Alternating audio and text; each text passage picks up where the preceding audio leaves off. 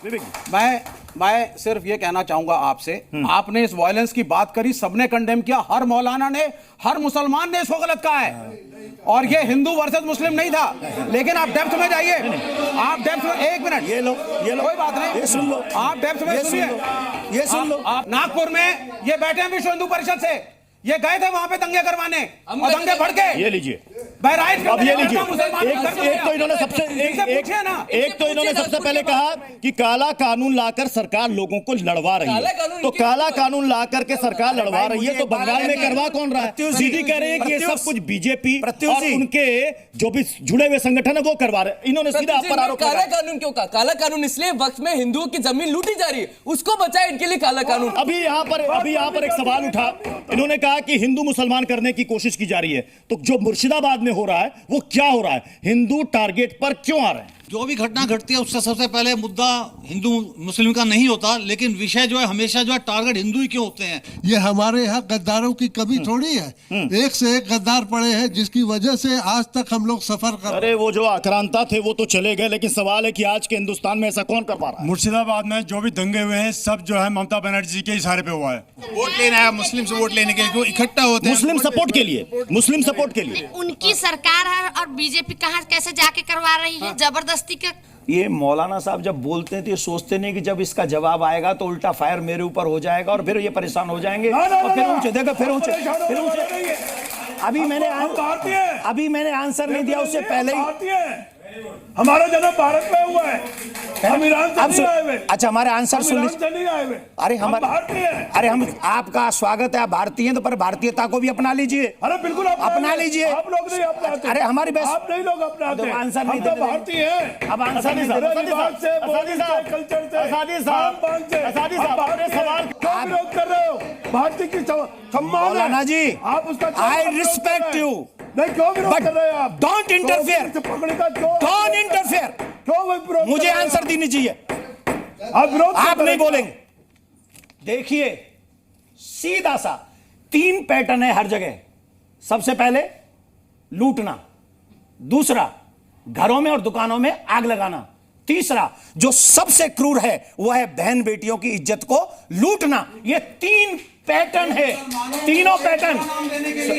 सुनिए, सुनिए, तीनों पैटर्न पाकिस्तान में, अफगानिस्तान में, बांग्लादेश में, और अब वही तीनों पैटर्न बंगाल में। ये देखिए, ये तीनों पैटर्न बंगाल में। ये कह रहे हैं 3 पैटर्न। एक सेकंड, ये कह रहे हैं 3 पैटर्न, ये कह रहे हैं 3 पैटर्न, ये कह रहे हैं नहीं, अफगानिस्तान में, पाकिस्तान में, और रिसेंटली लोगों ने बांग्लादेश में देखा। तो विपक्ष जो सबसे बड़ा सवाल उठा रहा है कि क्या पश्चिम बंगाल को बांग्लादेश बनाने की कोशिश की जा रही है? देखिए, पहली चीज, ये पूरे देश की समस्या है। समस्या क्या है और एजेंडा क्या है? एजेंडा है कि ये दिखाओ कि मुसलमान खराब हैं, इस्लाम खराब है। अब नहीं, ये जब बहस आगे बढ़ेगी तो सबको पता है कि बहस आकर के हिंदू मुसलमान पर जाकर के रुकेगी।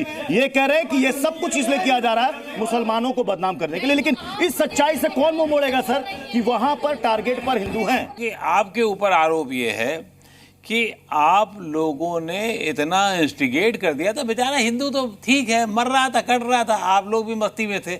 इधर कुछ सालों से आप लोग कुछ ज़्यादा उबाल पे हैं और उसकी वजह से हिंदू भी थोड़ा आगे बढ़ रहा है, तो मरने देते, उसको क्या फर्क पड़ता था? देखिए, मैं आपको एक निवेदन करूंगा सर, जब मरने की भी हद हो जाती है ना, जब मरने की भी हद हो जाती है ना, तब इंसान मरना नहीं, जिंदा रहना चाहता है, और जिंदा एनी कॉस्ट पे रहना चाहता है। और अभी हिंदू मरेगा नहीं, एनी कॉस्ट पे अब हम जिंदा रहना चाहते हैं और जिंदा रहेंगे। जिंदा रहेंगे। सवाल ये है कि हम जब कभी भी इस देश में ऐसा कुछ होता है, इनको समझाने की जरूरत पड़ती है, चाहे 1990 का कश्मीर हो, चाहे 2002 का गोधरा कांड हो, चाहे जो है क्या कहराने से पलायन हो, चाहे मुजफ्फरनगर दंगे हो, चाहे संदेश खाली, चाहे मुर्शिदाबाद हो, हर जगह इन्हीं को समझाने की जरूरत क्यों पड़ती है? ये लीजिए, ये बड़ा सवाल यहाँ से आ गया। संदेश खाली का भी जिक्र उन्होंने कर दिया। वो कह रहे हैं बार बार इनको समझाने की जरूरत क्यों पड़ती है देवकी नंदन जी? अरे तो मैं क्या बताऊं, इनसे पूछो ना क्यों। और सुनो, अरे सुनो, रुक जा, 2 मिनट रुक जाओ, 2 मिनट रुको, 2 मिनट रुको, 2 मिनट रुको, एक मिनट सुनो, हम बताते हैं।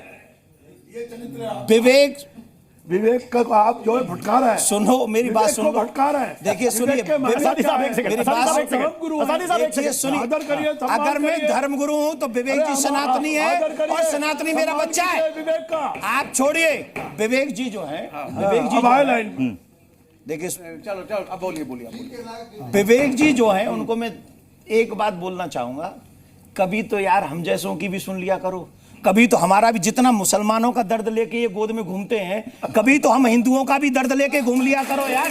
अगर इस देश में ये महात्मा गांधी का देश है, साबरमती के आश्रम, सुन लीजिए पहले। महात्मा गांधी ने कहा था दो लोगों को मार दो। अब मेरा महात्मा गांधी ने कहा था बाप बेटों को मार दो। मेरा चांस है। ए, तुम्हारा चांस गया तेल लेने। सुनो, हमें ये बताओ, सुनिए पहले। महात्मा गांधी ने सुनिए कहा दो पहले, लोगों को मार दो। आप सुनिए। दो लोग बाप बेटे मार गलत, दिए गए, गलत, गलत। अब आप और सुनिए। आप हमसे शांति की बात आप करते सुनिए हो। प्लीज कचहरी में शांति बना रखिए। देवकी नंदन जी, अब आखिरी फाइनल सवाल। देवकी नंदन ठाकुर जी, अब आगे क्या करने वाले हैं? हिंदू धर्मगुरु क्या करने वाले हैं? क्या आप संसद बुलाने वाले हैं? कोई धर्म संसद बुलाने वाले हैं? कोई बड़ी बैठक बुलाने वाले हैं मुर्शिदाबाद की हिंसा को लेकर? देखिए, मैं सिर्फ एक बात कहना चाहता हूं, सभी सनातनियों से कहना चाहता हूं, अभी नहीं तो कभी नहीं।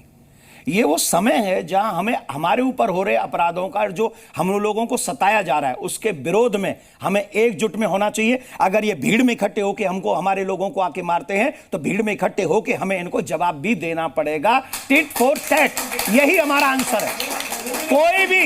कोई भी व्यक्ति है जो सनातन को नहीं मानते, आर्य समाजी, आप उनको हिंदू नहीं मानते। चलिए, मैं सबको हिंदू मानता कचहरी में समय हो गया। हूं। अरे हम तो कचहरी में आपके समय हो पुरखों गया। को हिंदू मानते हैं, हम तो तुम्हारे पुरखों को हिंदू मानते हैं। तुमने ही बदला है, हम तो तुम्हें मानते हैं हिंदू। एक सेकंड, अब कचहरी में समय हो गया जज साहब के फैसले का। जज साहब, आपका फैसला।